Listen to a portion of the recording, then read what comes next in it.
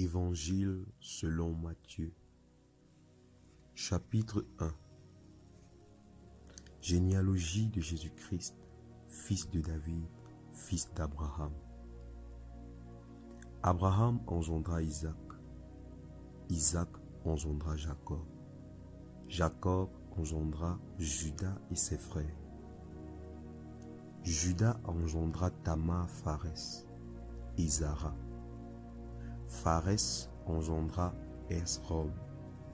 Esrom engendra Aram. Aram engendra Aminadab. Aminadab engendra Naasson. Naasson engendra Salmon. Salmon engendra Boaz de Rabat. Boaz engendra Obed de Ruth. Obed engendra Isaïe. Isaïe engendra David. Le roi David engendra Salomon de la femme d'Uri. Salomon engendra Roboam. Roboam engendra Abia. Abia engendra Asa. Asa engendra Josaphat. Josaphat engendra Joram. Joram engendra Ozias. Ozias engendra Joatam. Joatam engendra Achaz. Achaz engendra Ézéchias. Ézéchias engendra Manassé.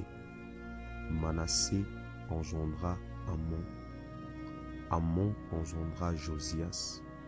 Josias engendra Jéconias et ses frères au temps de la déportation à Babylone. Après la déportation à Babylone, Jéconia engendra Salatiel. Salatiel engendra Zorobabel. Zorobabel engendra Abihu. Abihu engendra Eliakim. Eliakim engendra Azor. Azor engendra Sadok. Sadok engendra Achim.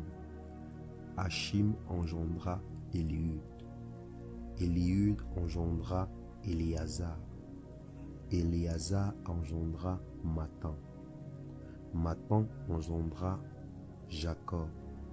Jacob engendra Joseph, l'épouse de Marie, de laquelle est né Jésus qui est appelé Christ.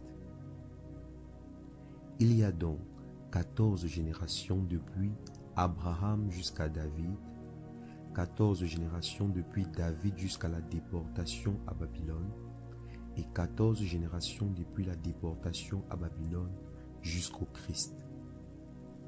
Voici de quelle manière arriva la naissance de Jésus-Christ. Marie, sa mère, ayant été fiancée à Joseph, se trouva enceinte par la vertu du Saint-Esprit avant qu'ils eussent habité ensemble. Joseph, son époux, qui était un homme de bien et qui ne voulait pas diffamer, se proposa de rompre secrètement avec elle. Comme il y pensait, voici un ange du Seigneur lui apparut en songe et lui dit : Joseph, fils de David, ne crains pas de prendre avec toi Marie, ta femme, car l'enfant qu'elle a conçu vient du Saint-Esprit.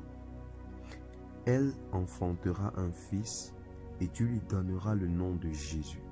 C'est lui qui sauvera son peuple de ses péchés. Tout cela arriva afin que s'accomplisse ce que le Seigneur avait annoncé par le prophète.